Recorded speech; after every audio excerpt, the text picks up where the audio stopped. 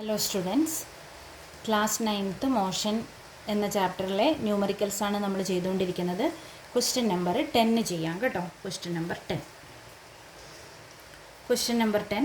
An artificial satellite is moving in a circular orbit of radius 42,250 km. Calculate its speed if it takes 24 hours to revolve around the earth. ഇത് uniform circular motion എന്ന് പറയുന്ന കാറ്റഗറിയിൽ വരുന്ന പ്രോബ്ലമാണ്. ഇവിടെ നമുക്ക് radius തന്നിട്ടുണ്ട്. ഓർബിറ്റിൻ്റെ radius 42,000, circular orbit of radius 42,250 kilometre എന്ന് തന്നിട്ടുണ്ട്. ഓക്കെ, ഇനി കാൽക്കുലേറ്റ് ഇറ്റ്സ് സ്പീഡ് അല്ലേ.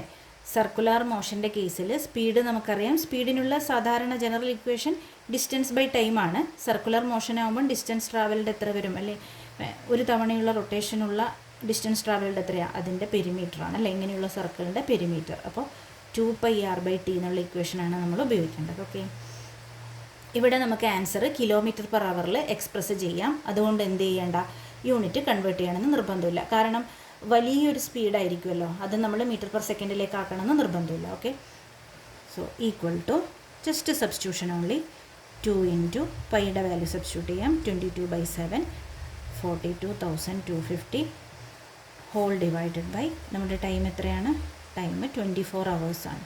24 hours. Okay, this will be equal to, നിങ്ങളിത് ഒന്ന് റീഅറേഞ്ച് ചെയ്യുമ്പോൾ എങ്ങനെ വരും, 2 × 22 × 42,250 ഡിവൈഡഡ് ബൈ 7 × 24. നിങ്ങൾ ഒരിക്കലും എന്ത് ചെയ്യാൻ പാടില്ല, മേലെ ഫുൾ മൾട്ടിപ്ലൈ ചെയ്ത് താഴെയും മൾട്ടിപ്ലൈ ചെയ്ത് ഡിവൈഡ് ചെയ്യാൻ വേണ്ടി പാടില്ല. ക്യാൻസൽ ചെയ്യണേ. ഇപ്പോൾ 2 ഇതിൽ 12ൽ 24ൽ 12 ടൈംസ് പോവും, എഗെയിൻ 2 11 ടൈംസ് ഇതിൽ പോവും, 6 ടൈംസ് പോവും. അങ്ങനെ മാക്സിമം ക്യാൻസൽ ചെയ്ത് മാത്രം ചെറുതാക്കിയതിന് ശേഷം മാത്രം ഡിവൈഡ് ചെയ്യുക കേട്ടോ. അപ്പോൾ അങ്ങനെ നിങ്ങൾ ഡിവൈഡ് ചെയ്യുമ്പോൾ നിങ്ങൾക്ക് കിട്ടുന്ന ആൻസർ